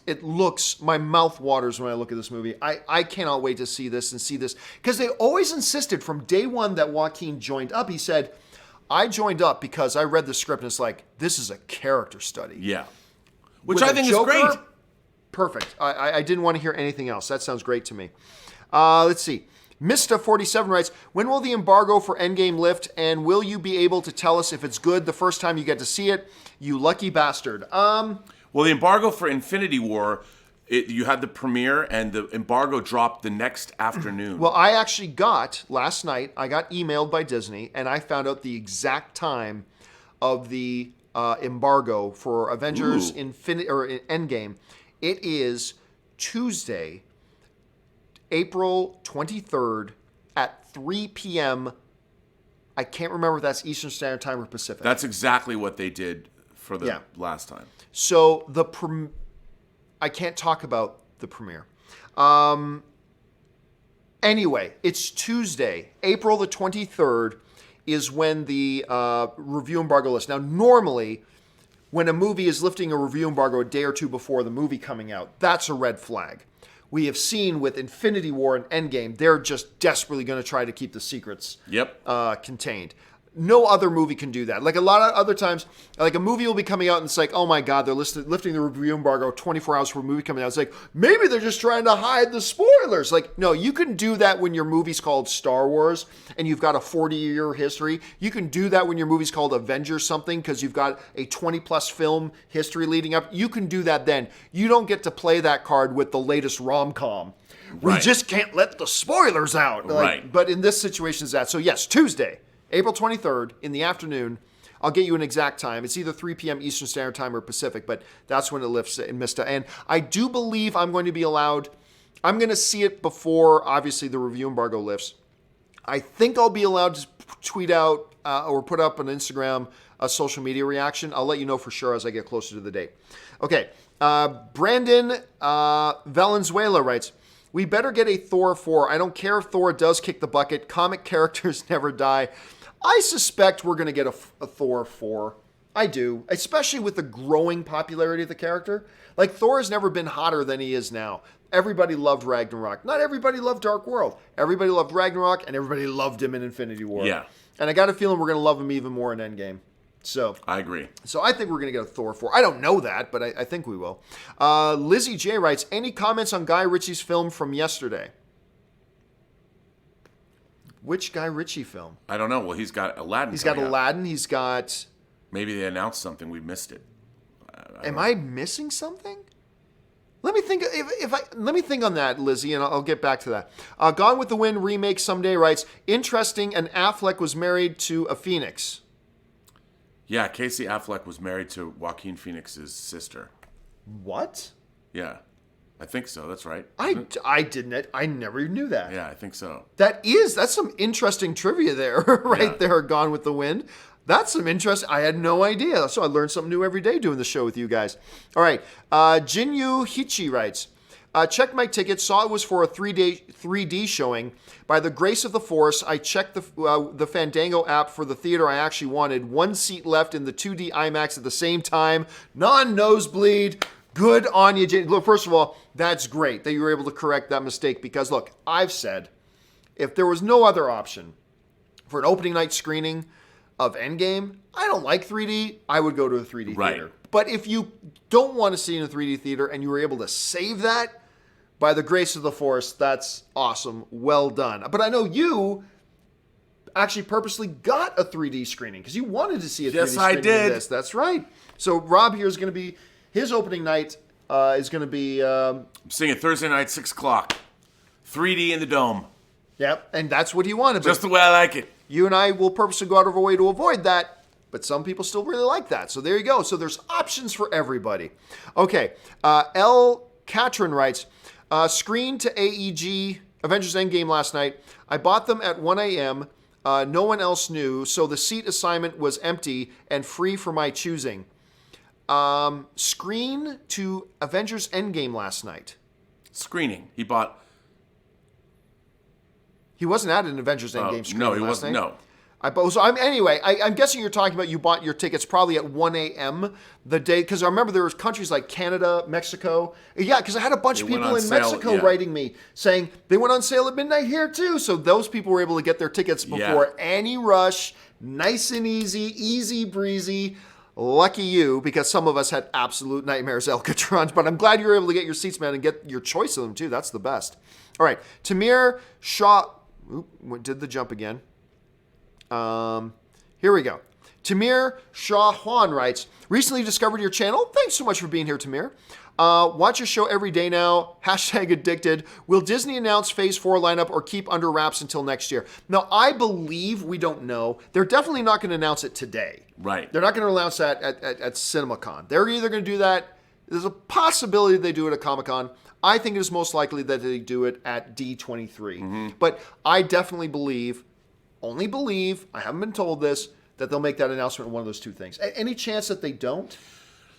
Well, the one thing that's happening here is that these are the exhibitors. They're going to want to know after Spider-Man Far From Home. They're like, what can we expect? What can we expect from you guys? You just made us $1 billion today. And now there's, you got the Endgame coming out in a couple of weeks, and you got Spider-Man Far From Home. Are we getting anything from you guys after that? Yeah, so there might be. I'll say this, though. I don't think there's any chance that we get past D23 without knowing what's going on Phase 4. It is either maybe they'd say something today, possibly something at Comic-Con, definitely by D23. So I think that's an absolute Because there's going to be a lot of curious business people here that are putting those movies in their theaters, and they're going to want to know, what are we getting after Far From Home, which is in July. Yeah, so we'll find out soon. Let's see. Candy Van Man writes, what actor would the both of you like to see play the Silver Surfer in the MCU? in the coming future? Well, I mean, for me, Candy, I don't do which actor should play role X. I don't do that. Like, to me, as long as you get a good actor, that's fine. It almost doesn't matter as long as you're a talented actor. Yeah, and also with Silver Surfer, you don't even need to have an actor anymore. You can just have somebody do the voice. It could be CG. Which is kind of what they did before. Yeah. They had Doug Jones do the physicality of Silver Surfer, and they had Morpheus. Larry Fishburne. Yeah, Lawrence Fishburne do the voice. So other than that, yeah, there you go. It really doesn't matter that much. Okay. Charlie Rogers writes, handshake. Thought it was Ant-Man at first. Okay, I gotta ask, why is everybody so obsessed about whether or not that was Ant-Man's handshake or not? I don't know. Why would they make that cut? You guys seem so obsessed with this. I don't understand. Everybody's been obsessed with it. Well, why is it important? I don't understand. I think Charlie's going to nail it, though. Okay, so Charlie goes on and writes, thought it was Ant-Man at first, too, but if you look closely, you can see the red and white strip of Cap. The white is dirty, but it is Cap. I agree that it's Cap. Thank you, Charlie, for bringing some sanity to this. But look, even if it's Ant-Man, I don't understand why any of us care, because what does that signify? It doesn't signify. That's when somebody's trying to do a misdirect, this isn't what they're trying to misdirect. Yeah, but look, it does speak to this point about how obsessed we as a fan base are about this movie, that we're even writing in questions and debating and discussing whose hand was he shaking? And that's an important thing, apparently. The movie's 3 weeks away. That's how psychotically obsessed we are with this movie, ladies and gentlemen. We're all going to get to see it soon. I don't care. I don't want to see anything more. All right. Anyway, thanks for that, Charlie. Okay, next one. Tim Johnson writes, the snap gets undone. Now the Avengers face a new menace ketchup on eggs. You are not here for a lot of it. People are relentlessly giving me a hard time I've seen some of it. They're relentless with this. All right, thanks for that, Tim. All right, Matthew Jacob Smyer writes, Thanos used the gauntlet immediately after the snap to port away from Wakanda and heal up, so even a damaged gauntlet has some serious power in it. Look, I've said this. Does it? We don't know that. Yeah, we don't know that. And here's the thing. Here's been my analogy. How many times have we seen in a movie where there's a car chase or something, and there's a big bang up, and the hero gets away in the car, but inevitably, a few miles down the road after getting away, the car goes chunk, chunk, chunk, blah, and dies, right? Right after that. You did that very well. Thank you. I should do some voice acting, I think. So anyway, my kind of thought has been like, that could just be a matter of, okay, the gauntlet's permanently damaged, but it had like one last shot in it or something.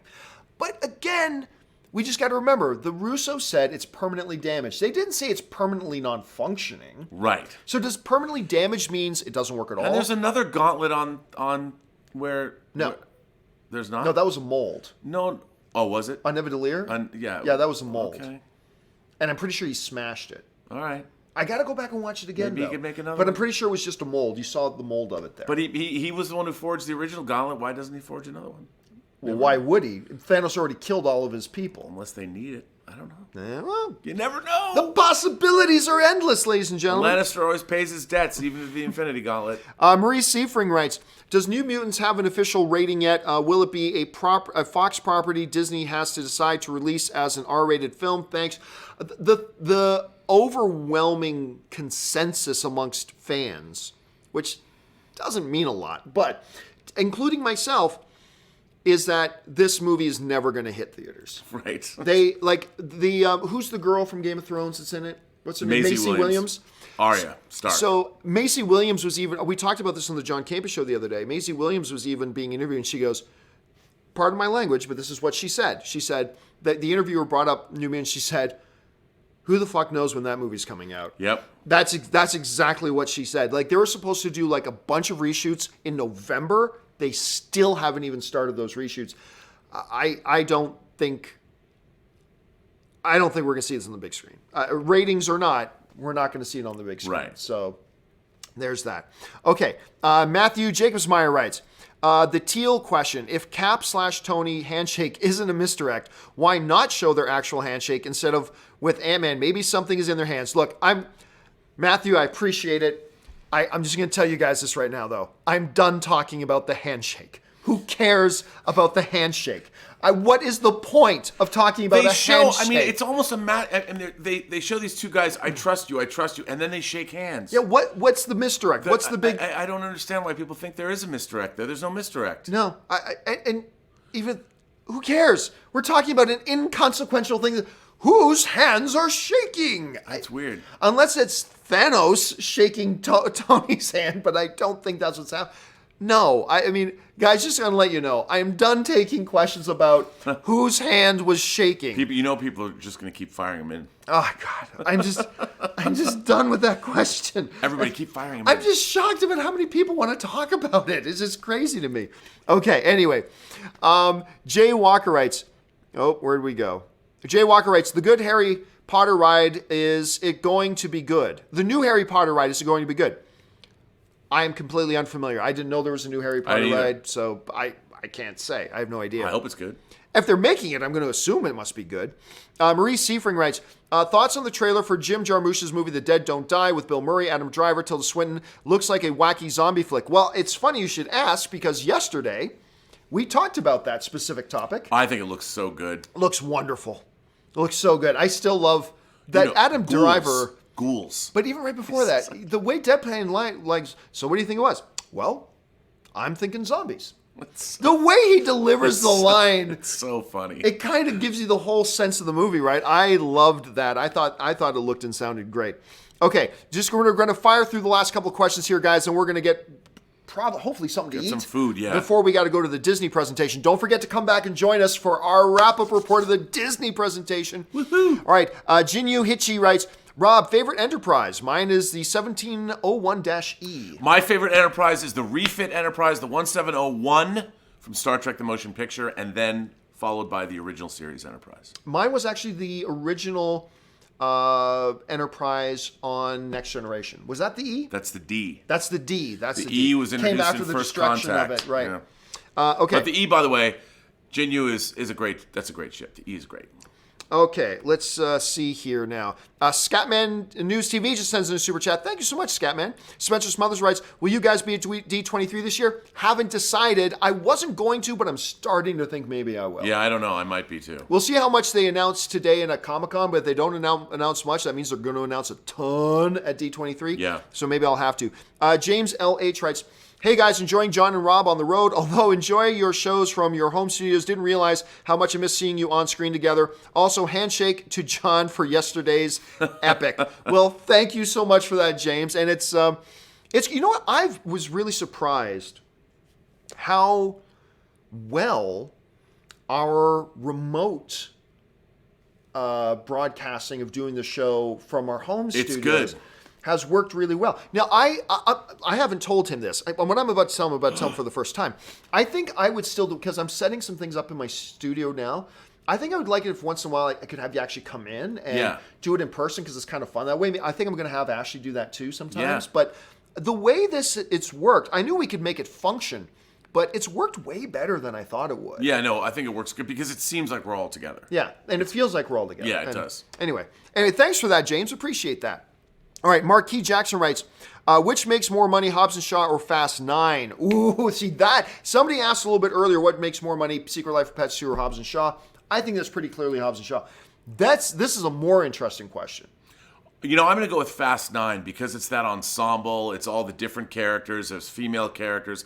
Hobbs and Shaw there's a female character in Hobbs and Shaw too. Actually, two. Yeah. Two great female.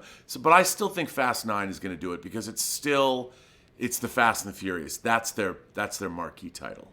Rob, you ignorant slut. No, that's name that. That's from Saturday Night Live. Very good. One of the great, funniest moments in Saturday Night Live. Chevy Chase. about Jane Curtin. Yep, saying, Jane, you ignorant slut. It's so funny. Anyway, no, it's Fast. It's not Fast 9. It's going to be Hobbs and Shaw. Fast 9. And I'll tell you why. Fast and Furious never made any real money until Dwayne "The Rock" Johnson came on. Oh. No, there's no debating that. That's black and white. All right. You know what? If Dwayne "The Rock" Johnson isn't in Fast 9, and he's not going to be in Fast, so yeah, you're probably right. Isn't that, that's a big factor. You know what? That's sound logic. I'm going to go Really? with that. I'm going to rescind my yes. Wow. You're right, because I didn't realize that. Usually it's you changing my mind. Did I Nope, actually you've changed change my mind. that time? I think you've changed my mind. Yeah, because I would agree with you, though. No, and I think you're right. If Dwayne Johnson was in it, then I got to agree with Fast 9. I agree with you. But I think you're right. I think Hobbs and Shaw. But look, they're both going to make a lot of money. Yeah. They're both going to make a lot of money. Okay, last 2 questions, guys. Don't send in any more, please. Jinyu Hichi writes, why do most think Cap has a problem with Tony? I thought it was clearly one-side animosity from Tony. I don't think it's animosity from either of them. I think, look, they have a very different philosophical point of view. They both want to save the world. Yeah, and remember, by the end of Civil War, Tony had kind of, before the whole Bucky reveal, had come around to Cap's way of thinking. Right. He's like, he realized, oh yeah, working for these dirtbags is not the way to go. Right. And he went against Thunderbolt Ross. He did all that kind of stuff. And then he says, I don't care. He killed my mom. Yeah. Which, is there any truer words in the history of the galaxy? I don't care. He killed my mom. Not much debate to have after that. Nope. I mean, so that was great. But hey, look, I think it says a lot that in Infinity War, when Bruce shows back up and says, look, it doesn't matter who's getting along with who, Thanos is coming. It says something that Tony had always carried that flip phone that Cap sent him at the end of Civil War. Yes, he did. He always kept that on him. And I think that speaks volumes about the nature of the relationship. So I think we got some good bro cry time coming in this movie. All right, last question of the day comes to us from Andreas Veggieland, who writes, please take time to watch the new TV spot for Endgame. What I'm about to do, I'm going to enjoy very, very much. Thanos. Okay, I haven't seen it. Now, apparently there's been a lot of geek news that has passed us by today. Yeah, because we've been in an auditorium all day. Damn it, that sounds like fun. I'm going to have to go and check that out. Okay, guys, that will do it for our special wrap-up presentation here of the Universal Studios presentation here at Cinemacon. And of course, guys, don't forget, tonight, 3:30, well, we're not going to be on the air at 3:30. We're going to be in an auditorium for Disney giving their presentation of the Disney films, Disney Animation, Pixar, Lucasfilm, and Marvel. At 3:30. So at 6:15 p.m., we will be going live to break down all the things we saw. Cannot wait to talk about that stuff. And of course, like today, we're going to take a big open discussion as well after that. So come back here at 6:15 and join us then. Rob, thanks for being here. It's great to be here. Not just here in my room, but here in Vegas. It's been great to be here. Thanks for making me tag along with you. I think this has been a great opportunity. It's been so much fun. And boy, how exciting is this? Didn't you get to meet a hero of you? We were having dinner. We were having dinner the other night out on this patio, and you see one of your heroes. I met Dean Devlin. There was Dean Devlin, producer of Independence Day, and he's been good to us. Sitting at the table next to me. I walked up and talked to him. I know him a little bit. I haven't seen him, and he was he's allowing us to make the Inglorious Trexperts podcast in his offices, but I hadn't seen him. And so I got to go up and thank him for that, and it was nice to chat with him. He, of course, directed Bad Samaritan, which came out earlier, in 2018. Really nice guy, incredibly talented filmmaker. His mother, here's a little bit of trivia. Dean Devlin's mother was on a second season of the original Star Trek from the 60s called Wolf in the Fold. She played a woman named Sibo. Ooh. Yes, she did. And he's most well known for producing... Independence Day, yeah. And Godzilla and Stargate. All right. The Librarians. Guys, thanks so much for joining us for this. Don't forget, we'll be back again at 6:15 p.m. tonight for the Disney stuff. Come back and join us then. My name's John. This is Rob. Thanks for being here. And until next time, guys, bye-bye.